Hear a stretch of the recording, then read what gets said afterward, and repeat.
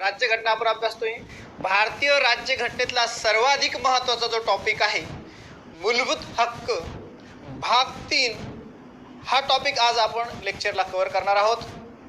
ज्या टॉपिकची तुम्ही वाट बघत होतात त्या टॉपिकला आपण आता प्रत्यक्ष सुरुवात करू. मूलभूत हक्क हा जो टॉपिक आहे हा टॉपिक आपण पुढील प्रमाणे बघणार आहोत. सगळ्यात सुरुवातीला मूलभूत हक्काचा विकास आपण समजून घेऊ. त्यानंतर मूलभूत हक्काचे काही महत्त्व आहे ते समजून घेऊ. नंतर मूलभूत हक्काचे जे काही प्रमुख कलम आहे हे त्याची विभागणी असेल आखणी असेल ते सुरुवातीला समजून घेऊ. नंतर लास्ट स्टेजला आपण मूलभूत हक्क जे आहे कलमावाईज एक एक कलम एक एक आर्टिकल आपण कव्हर करणार आहोत. 12 ते 35 दरम्यान जी महत्त्वाची कलम आहे ही सर्व कलम आपण अभ्यासणार आहोत. अत्यंत महत्त्वाचा असलेला हा भाग आहे. घटनेचा हा आत्मा समजला जाईल. आपल्या सिलेबसचा सुद्धा हा आत्मा आहे. डॉक्टर बाबासाहेब आंबेडकर यांनी कलम 32ला घटनेचा आत्मा संबोधलेला आहे. भाग 3लाच भारतीय घटनेचा मॅग्ना कार्टा म्हटलं जातं. त्यामुळे आपल्या सिलेबसचा सुद्धा हा मॅग्ना कार्टा असणार आहे. तर मूलभूत हक्क हा जो टॉपिक आहे हा आज आपण कव्हर करू. सगळ्यात सुरुवातीला मूलभूत हक्काचा जो विकास आहे डेव्हलपमेंट आहे ती समजून घेऊ. त्यामध्ये ऐतिहासिक जी पार्श्वभूमी आहे ती एकदा आपण क्लिअर करून घेऊ. यामध्ये सगळ्यात सुरुवातीला 2 महत्त्वाचे डॉक्युमेंट आपल्याला अभ्यासावे लागेल. यातला पहिला डॉक्युमेंट आहे मॅग्ना कार्टा. दुसरा डॉक्युमेंट असेल बिल ऑफ राईट्स. या 2 बाबी कशाशी संदर्भात असणार आहे, याचं डेव्हलपमेंट काय आहे, फंडामेंटल राईट्स डेव्हलप कसे झाले ते आपण या ठिकाणी अभ्यासणार आहोत. तर सगळ्यात सुरुवातीला एक गोष्ट लक्षात ठेवा. ज्यावेळेस मानव सुरुवातीला माणसाची जशी उत्क्रांती होत गेली, उत्क्रांती होत असताना मानव सगळ्यात सुरुवातीला हा एकटा राहत होता. नंतर समूहाने राहायला लागला.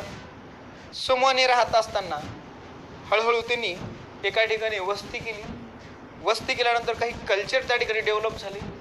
कल्चर डेव्हलप होत असताना त्या ठिकाणी काही व्यवस्था प्रशासकीय व्यवस्था असेल किंवा शासनाची एक प्रणाली असेल ती कोणतीही असेल, हुकुमशाही असेल किंवा राजेशाही असेल, कोणती असेल, या स्वरूपाची प्रशासकीय व्यवस्था हळूहळू वेगवेगळ्या कल्चरमध्ये व्हायला सुरुवात झाली. हे होत असताना तिथले जे काही इतर नागरिक होते, त्या वस्तीतले नागरिक असतील, त्या संस्कृतीतले नागरिक असतील, त्या प्रदेशातले नागरिक असतील, यांच्यामध्ये आपले जे काही राईट्स आहे, हक्क आहे, या हक्काची मागणी किंवा या हक्काची जागरूकता वाढत गेली. आणि हळूहळू जो काही आधुनिक कालखंड होता या आधुनिक कालखंडामध्ये या हक्कांची व्यापकता ही वाढत गेली. या सगळ्या गोष्टीचा जो बेस आहे, मूलभूत हक्काचा जो बेस आहे, मूळ पाया आहे, तो मांडला जातो मॅग्ना कार्टाला. कशाला मांडला तो? मॅग्ना कार्टाला. याची सुरुवात झाली आहे इंग्लंडपासून. इंग्लंडमध्ये जी काही राजेशाही होती, राजेशाहीच्या विरोधात बंड पुकारण्यात आलं. नागरिकांनी काही हक्कांची मागणी केली. ही हक्काची मागणी करत असताना या ठिकाणी काही स्वरूपात आंदोलन झाली.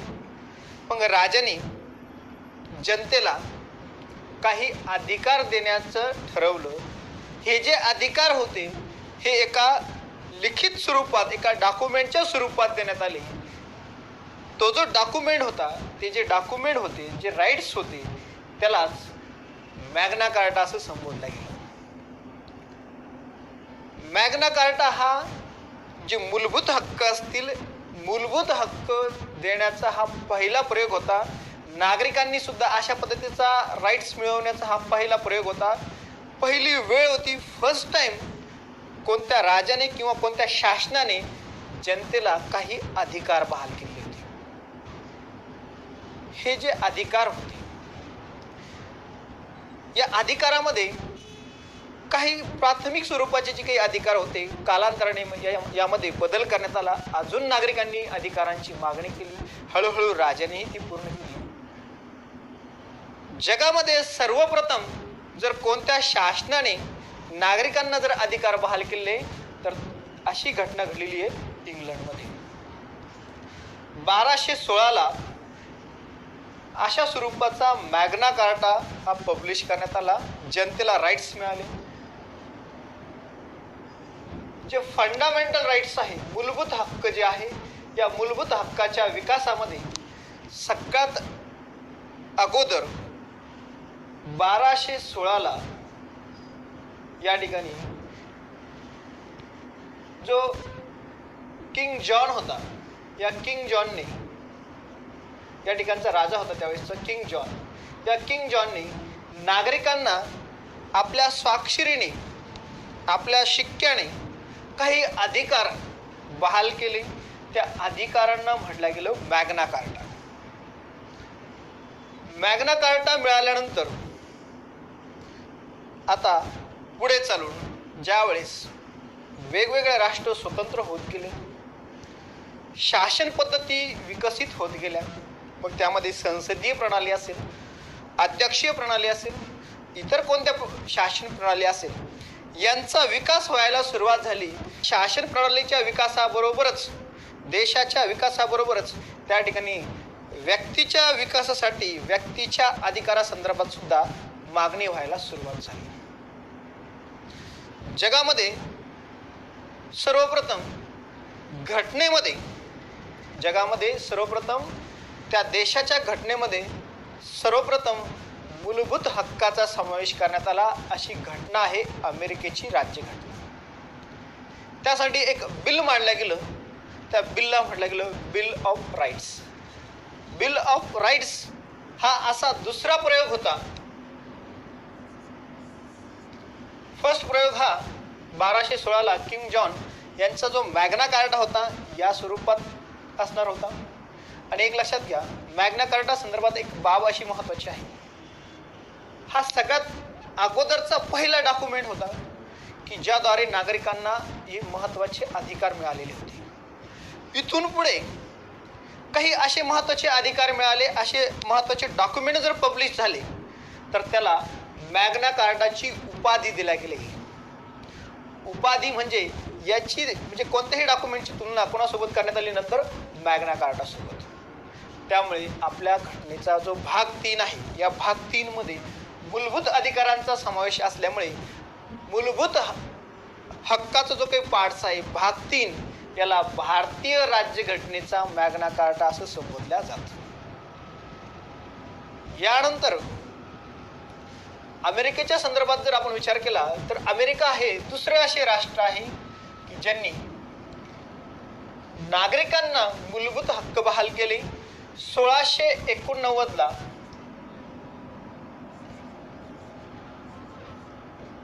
या प्रकारचे हक्क नागरिकांना बहाल करण्यात आले. हे हक्क जे असेल ते बिल ऑफ राईट्स या नावाने पब्लिश करण्यात आले. नागरिकांना हे मिळालेले घटनेत समाविष्ट असलेले हे फर्स्ट टाइम पहिले वेळेस असलेले अधिकार होते. जगातल्या इतर देशांनी, इतर घटनांनी अशा पद्धतीचे अधिकार घ्यायला नंतर सुरुवात केली. भारताने सुद्धा मूलभूत अधिकार जे आहे हे मूलभूत अधिकार अमेरिकेच्या घटनेवरून घेतलेले आहे.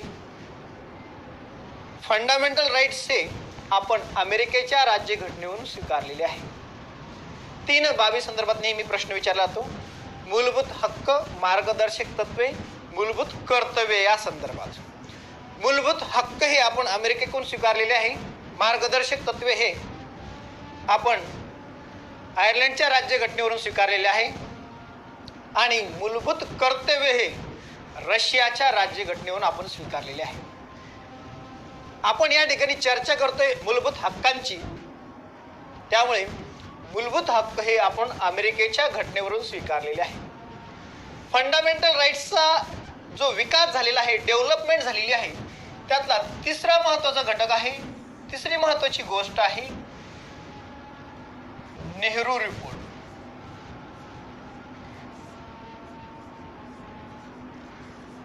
नेहरू रिपोर्ट ज्यावेळेस तयार करण्यात आला, सर्वपक्षीय नेहरू रिपोर्ट बद्दल आपण यापूर्वी माहिती घेतलेली आहे.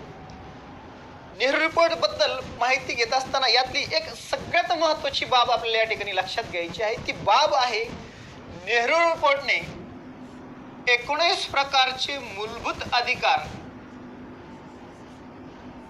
या अधिकारांची मागणी ब्रिटिशांकडे केलेली आहे.